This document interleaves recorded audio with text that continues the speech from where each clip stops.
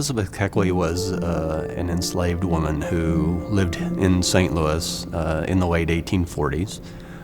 She is known in history as a dressmaker to both Verena Howell Davis, who was Jefferson Davis's wife, President of the Confederacy, and then she became dressmaker to Mary Todd Lincoln during the Lincoln administration. So she was a very well-respected dressmaker in her lifetime. Of course, she was known as a modiste, that she designed and made clothes.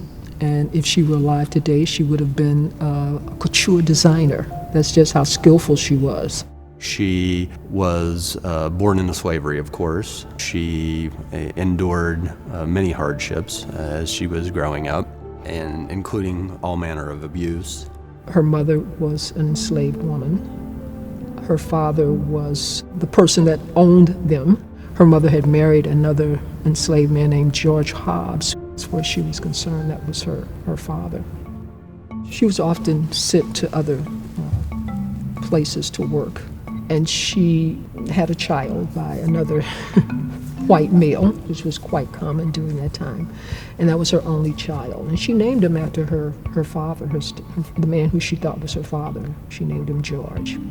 Growing up as an enslaved woman, she was expected to mend things and produce clothing. She had a natural talent for it, and beyond that, she was also educated in she could read and write, which was something that was forbidden by law for African Americans. So she was lucky in that aspect as well. She was educated, and she had this natural skill. And so when her original owner died, Armistead Burwell, he left Elizabeth and her mother to his daughter. Her daughter had married a man by the name of Hugh Garland.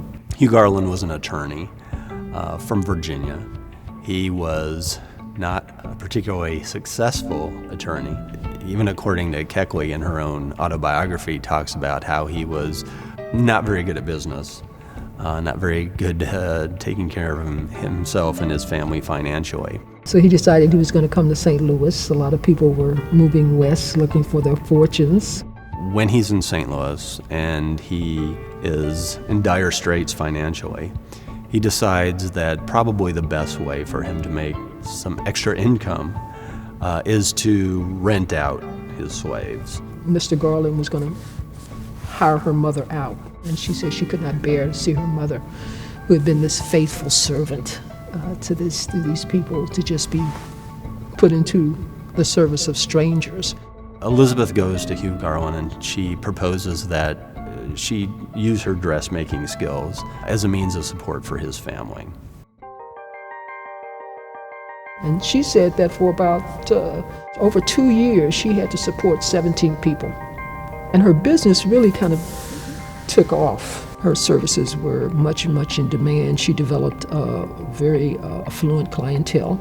She describes it, the best ladies of St. Louis used her services. Elizabeth had the opportunity to buy herself out of slavery, to purchase her way out. And at first, Mr. Garland was didn't really want to let her go. And according to her, he just said, well, here. He took out a coin and said, why don't you just take the ferry, go across to Illinois, and you'll be free then. And she said, well, no, that's not the way I want to do this. I want to do it according to the law. There were a group of women that respected Elizabeth because of her dressmaking abilities, respected her as a person. They saw her as a very intelligent, hardworking individual, and they helped her buy her way out of slavery. She accepted this, but she said, it's not going to be a gift, it's going to be a loan, and I'm going to pay you back. And she did work and work and work, and she was able to pay back all that money, was able to buy her freedom and that of her son. This happens in 1855. She becomes a free person of color. And shortly thereafter, in 1860, she left and made her way to Baltimore, where she hoped to start a school. She actually taught other African-American women the dressmaking skills that she had herself, so she passed along this information to others. speculated that maybe there weren't enough black women who were able to afford to go to the school of hers. And they're not quite sure why she wasn't able to make a go of this school that she wanted in Baltimore. So she decided, since she wasn't doing well, she decided to go to D.C. And that's when her career really took off. She started making gowns. Of course, she was going to always have to cater to rather well-to-do women. She made gowns for Robert E. Lee. She actually worked for Jefferson Davis and his wife.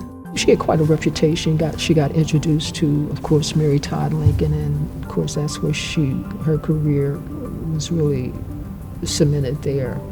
At one time, she had her own business. She had 20 employees.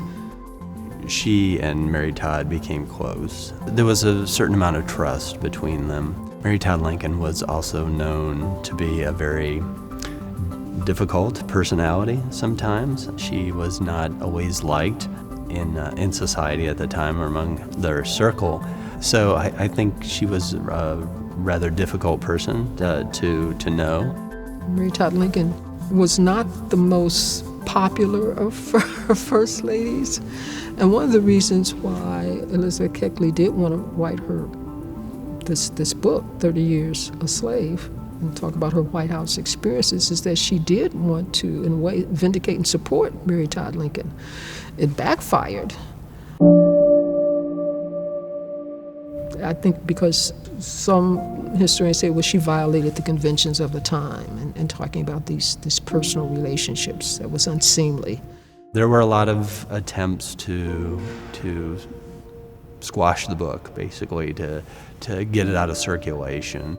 As compared to now, of course, where we see this as an incredible primary resource, as a first-hand account of a person who was there in the room with the Lincolns, someone who had endured the horrors of slavery and who had managed to overcome this through incredible means and skill and talent.